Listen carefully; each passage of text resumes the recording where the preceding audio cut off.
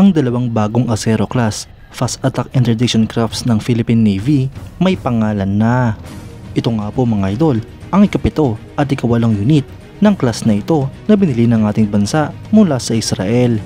Yan ang pag-uusapan natin, pero bago yan, kung bago ka lang sa aking channel ay huwag mong kalimutang mag-like, subscribe at hit mo na rin ang notification bell button para lagi kang updated sa mga bagong videos natin.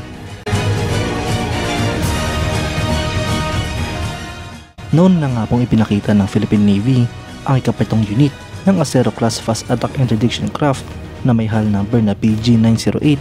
Ito nga po ay pinangalan ng BRP Tomas Campo. Ang barkong ito mga idol ay pinangalan mula sa Medal of Valor awardee Sergeant Tomas Campo Jr. ng Philippine Navy Marines. Si Sergeant Campo Jr. ay nasawi habang nire-rescue ang mga sugatang Marines sa isang military operation. Ang operation nga pong ito ay upang makapture ang Moro Islamic Liberation Front o MILF Camp Bilal sa Moray, Lanao del Norte noong 2000 campaign kontra sa mga MILF.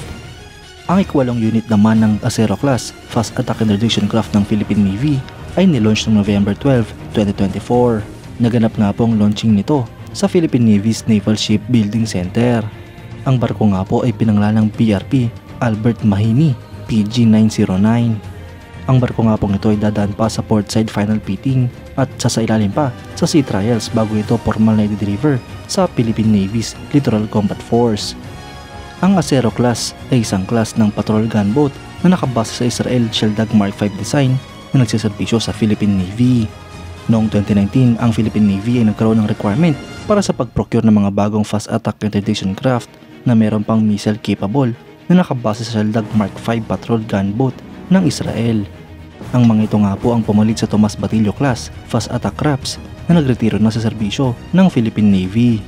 Ang Israel Shipyards Ltd ay nag-offer na noon ng Sheldag Mark V design sa Philippine Navy noon pang 2016.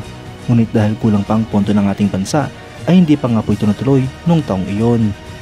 Ang Israeli design ay pinapatunayan ng mas capable sa interdiction craft kumpara sa mas maliit na multipurpose attack craft na originally dinisenyo at ginawa ng Taiwanese shipbuilder bilang troop insertion assault boat at minodify naman ng Philippine Navy bilang missile capable boat.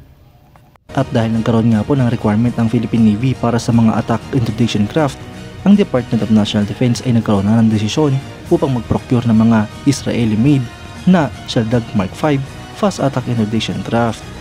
Ito nga po ay nakuha ng ating bansa gamit ang government-to-government deal kasama ang Israel. Ang kontrata nga po ay napirmahan sa pagitan ng Department of National Defense, Israel Shipyards at Israeli Ministry of Defense noong February 2021. Habang ang notice to proceed naman ay nilabas noong April 2021. Ang Acero class fast attack interdiction craft mga idol ay may displacement na 95 tons, may haba itong 32.65 meters, beam na 6.2 meters at draft na 1.25 meters. Ang propulsion nga po nito ay dalawang MTU-16V 4000 M70 diesel engines at dalawang MJP J650 water jets. Ito nga po ay may maximum speed na 40 knots at may range hanggang sa 1000 nautical miles. Para nga po sa sensors and processing systems ay meron nga po itong X-band navigation surface search radar at electro-optical tracking system. Habang ang armament naman ay armado ito ng isang Rafael Typhoon MLS endless missile launcher na binubuo ng 8 Spike endless surface-to-surface missiles.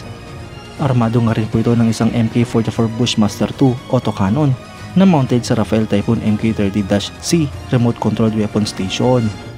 Gayun din nga po ang dalawang M2HB Browning 12.7mm 50 caliber heavy machine guns na mounted naman sa Rafael Mini Typhoon remote controlled weapon stations.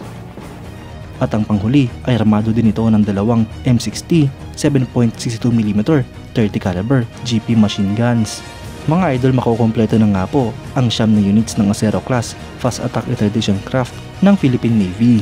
Ang pinakahuling unit nga po ay kasalukuyan ng ginagawa dito sa ating bansa.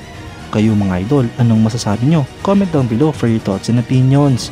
At yan nga lang po ang pag-uusapan natin ngayon mga idol. Maraming salamat sa panonood. Huwag nyo rin kalimutang mag-like at subscribe bilang suporta sa ating channel. Mabuhay kayo mga idol!